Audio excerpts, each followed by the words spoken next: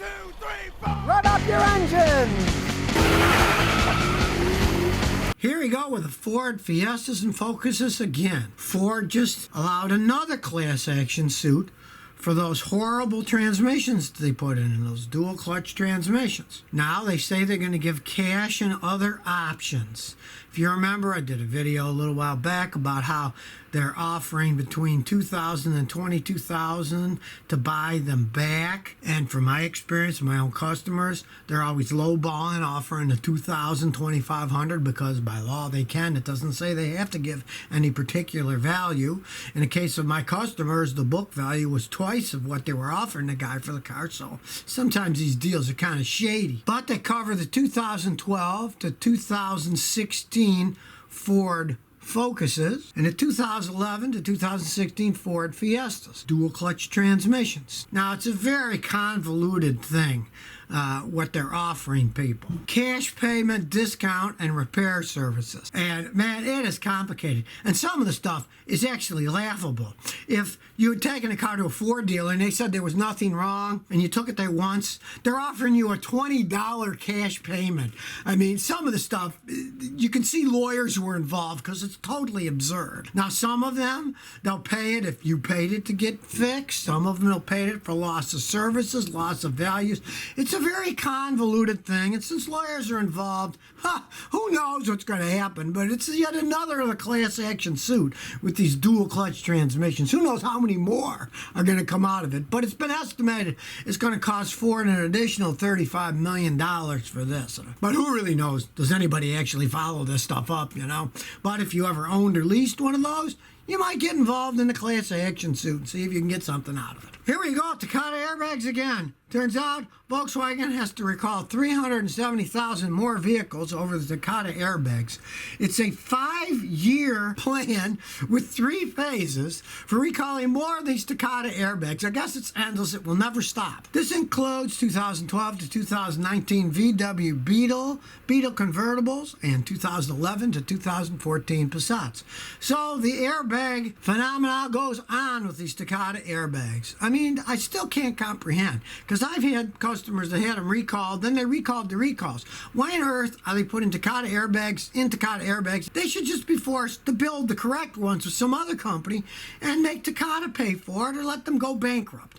It's gotten to a point of absurdity of they're fixing the fix of the fix. I suppose it's going to go on forever. Luckily, these cars are getting older and older, and eventually most of them won't be on the road anymore, and we can forget about the whole thing, and we could pretend that Takata never made airbags, which obviously they shouldn't have in the first place. Well, if you haven't seen the footage, watch it. They've just released footage of the Jeep Wrangler having a crash test, and 2 of them flipped over on their sides. What a surprise, like we didn't know that Jeeps were unstable vehicles. Turns out the 2 2019 Jeep Wranglers rolled on their sides in a small overlap front crash test. So now they downgraded the Jeep to marginal, which is just 1 step above poor. Well, we all know Jeeps aren't the safest vehicles. Some of them don't even have doors on the side. A good rating for safety occasion driver injury, but they got poor because it flipped over on its side and slid until it hit the safety barrier that they have inside there. And this is the 4-door Wrangler, which only makes sense. The bigger the vehicle, the more apt it's going to be flipping over. A little bit top heavier, it's going to flop over. So if you think you're going to get a Jeep and be safe, you're dreaming. Road Rubble Boy says, wraps versus paint job. Okay, you know, a lot of guys are wrapping a car with that plastic wrap stuff, and it can look cool with all kinds of symbols and stuff on it. But heed my warnings. They don't last as long as paint. Especially here in Houston, Texas, hot sun, UV rays, they destroy them over a period of time. Plus, rocks will hit them, rip them, tear them, and some guys do a crappy job wrapping them. Now, it costs sometimes pretty close to 3/4 of a paint job if you get a really good wrap. And to me, it's a waste of time because they don't last as long, they don't shine as well. But you can put all kinds of weird designs. If you're really into that stuff, you don't mind spending the money, but they will not last as long as paint. If they did, they would do that when they built the cars.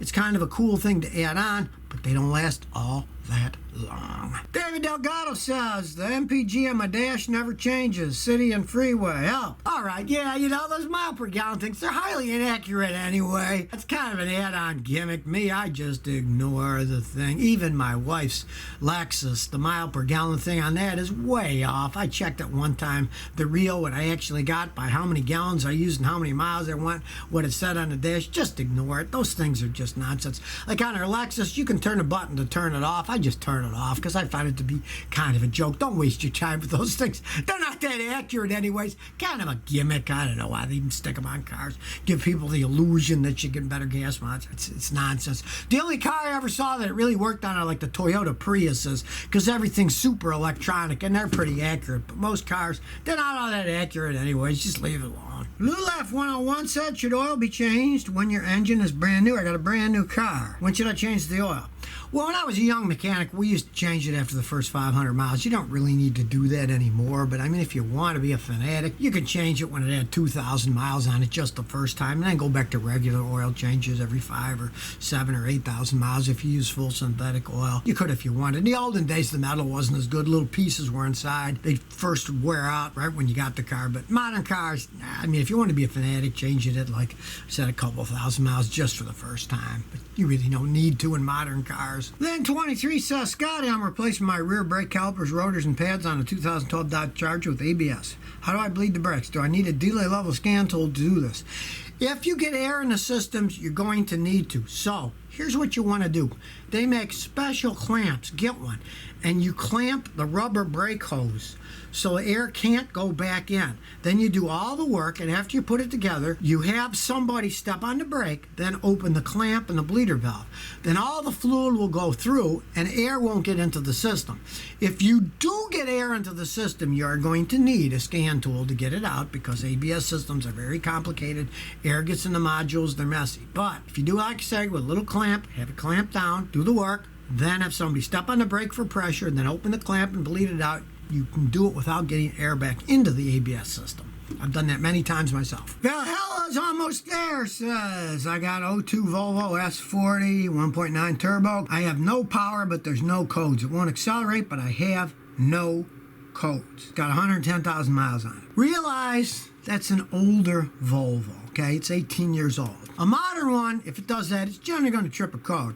But those old ones, and you did say it's a turbo, they don't really have that many sensors for the turbocharging system. And the last one of those that did that, I had to replace the turbocharger. Wasn't boosting. But for some reason, there weren't enough sensors to tell the computer that the turbocharger wasn't boosting it, so it didn't trip any codes, but it had no power. Now, of course, change the air filter, change the fuel filter. If they're clogged up, it can do the same thing. But if you did all those obvious things, have the turbocharger checked, because in that old one, it doesn't have good enough software, so if the turbo goes out, a lot of times it won't trip a code, but you'll lose all kinds of power, because that little bitty 1.9 engine doesn't have unless the turbocharger is ramming air into it. It's too small. Craig 987 says, I got a 2005 Ford Escape. It only runs on 4 cylinders. I had to replace the spark plugs, and ever since then, it runs on 4. It has PO354 and PO356 for ignition coil D and F circuit malfunction. Hell, put all the plugs and everything in, took out the ignition coils, put them back in. Odds are, the number 4 and 6, you plugged them in wrong. It's very easy. The plugs that go on the 4 and 6 coils are next to each other. And if you took them all out and then when you put them back in, you could have plugged the 4 into 6 and the 6 into 4 because they're next to each other. I've seen that happen. Check that closely. You'll probably see that if you switch the plugs, put 4 and 6 and 6 on 4, the clips, it'll probably go back to normal. I've never done it myself, but I had a customer bring me one like that, and I looked at it and immediately saw that on my scan tool that it was messed up, and I thought, oh, geez, he must have put them in wrong, and I just switched them and plugged them in right, and away it went. It worked fine, so could be that simple. Legend Vasquez says, my girlfriend has a disability, affects her hand, and she can't push the little button on the shifter to get it into gear out of park. What can I do? All right, well, realize there's a little motor and it has a rod that comes out and locks it in place. You can take all that plastic crack and you can remove the motor assembly, and then it won't lock anymore. Or if you don't want to take everything all apart, you can get a little hacksaw in there and you can just cut the little rod off. It'll fall out and then it won't lock in place anymore. It's your vehicle. You can do whatever you want with it. That's just a safety thing, and if you can't do that, you take that out, then it will just go into all the gears without having to push the button. Got to take a little bit of stuff apart, but anybody can do it. It's not rocket science.